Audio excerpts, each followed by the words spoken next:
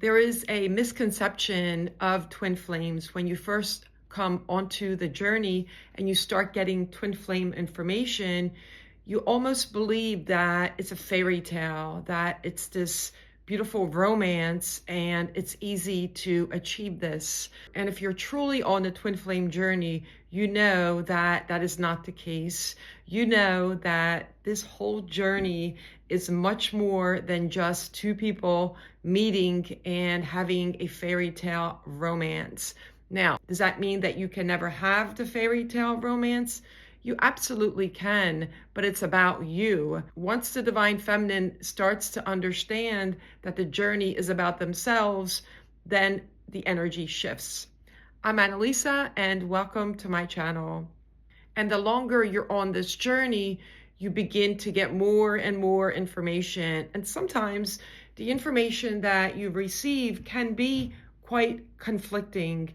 And it's up to you, divine feminine, to really decipher what resonates for you, because what resonates for you may not resonate for someone else. You also have to remember that everyone is on a different stage in their journey.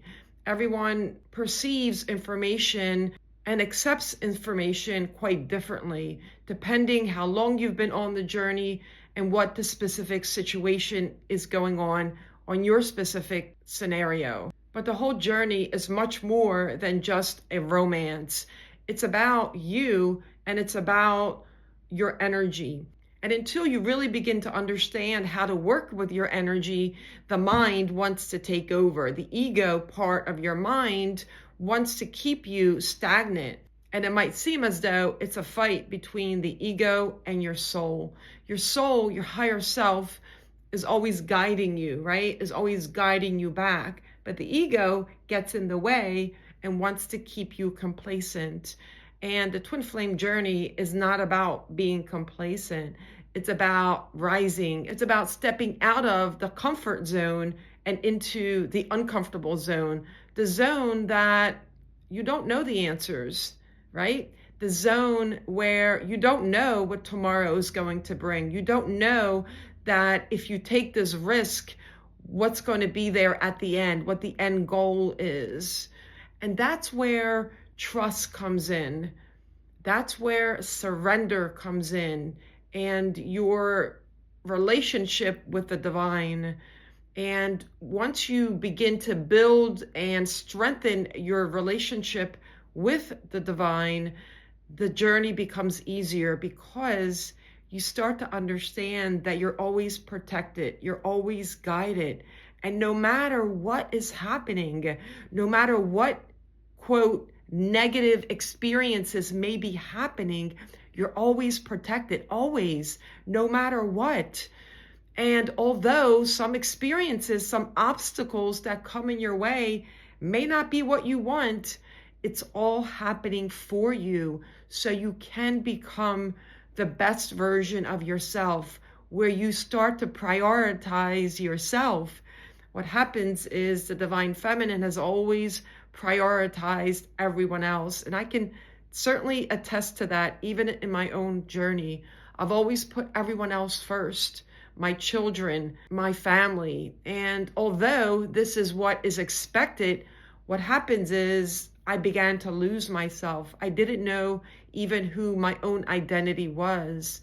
And it's not until my divine masculine came in, which abruptly all my core wounds came up, which I had no choice but to face them and to begin really working through it. So all of it is a process. So if you need some tools on this journey, feel free to see my website, inthehiddenkingdom.com. It's all about the energy. And the longer you're on this journey, you begin to understand the universal laws.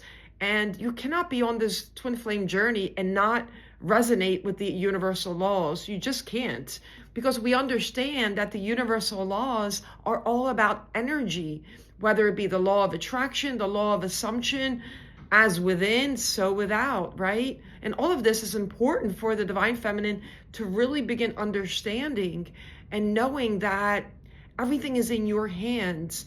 And whatever is going on with your divine masculine, whatever he or she may be doing in the matrix, all of it is happening as a reflection of your own energy. And that isn't what we have been taught. We have not been taught that. We have been taught that if something bad happens, well, now I'm going to be in a negative state. Where rather it's the opposite. If something negative happens, we want to understand that it's happening for us. Needless to say, that doesn't mean that we don't have emotions. We do have emotions, and we want to allow our emotions to come forward, to release emotions, instead of keeping them inwards, which then affects our physical bodies, and illnesses and diseases happen because of stagnant energy that we have throughout our lifetime. And that is one of the reasons I became a Reiki practitioner and an IET practitioner, to really help not only myself, but others really release that stagnant energy. So the more that you can resonate with energy and knowing that everything that's happening out there is simply a mirror, the universe is a mirror to you. So if your divine masculine is still separate, they are a mirror to you. So what is it that they're showing you, right? And this can be really hard in the beginning because you're not interested in energy. All you want is your divine masculine to come back to you, and you'll do just about anything to get that person back. But what you want to make sure is that you're doing the work, not for your person to come back. You're doing the work for you, regardless of what's happening in the 3D, regardless of your person, perhaps they're getting married, or perhaps they're having children with someone else. You're doing the work for you. And when you do the work for you, you automatically know, according to the universal laws, that everything is working for you. And you don't have to worry about your person coming back in, because you already know that they are. You already know that as you align to your own soul and you have that soul alignment, that if your person is in fact your divine masculine, they will come back in. You don't have to question it. There's a knowing. You just know. And that is a beautiful part of the twin flame journey, is that you don't need outside validation. You don't need any of that. And if your person doesn't come back in, perhaps they weren't your twin flame. And perhaps there is someone even better that comes in.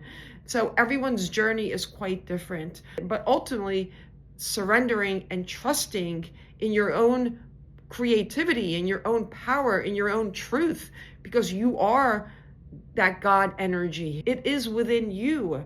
We are made in God's image. So as you learn about vibration and frequency, you will learn that everything revolves around that.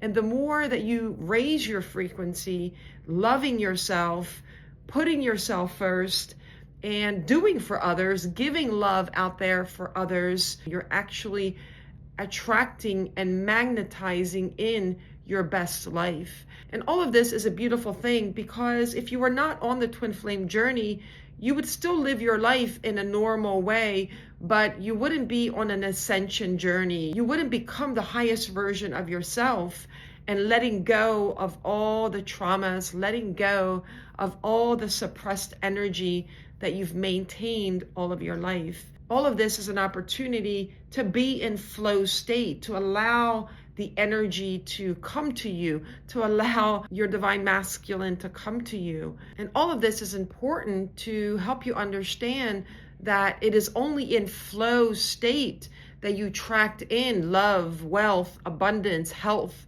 All of this is possible. And all of this is what you're meant to experience. You absolutely are meant to experience a beautiful relationship. But first, it has to come from within. You have to show yourself that you're worthy of a beautiful relationship, that you treat yourself right now as though you are in a beautiful relationship with yourself. And once you begin doing that, that's when things begin to shift. So if you need some help on this journey, I do have a website, inthehiddenkingdom.com. Feel free to reach out. Feel free to leave any comments below as well. I'm sending you all so much love.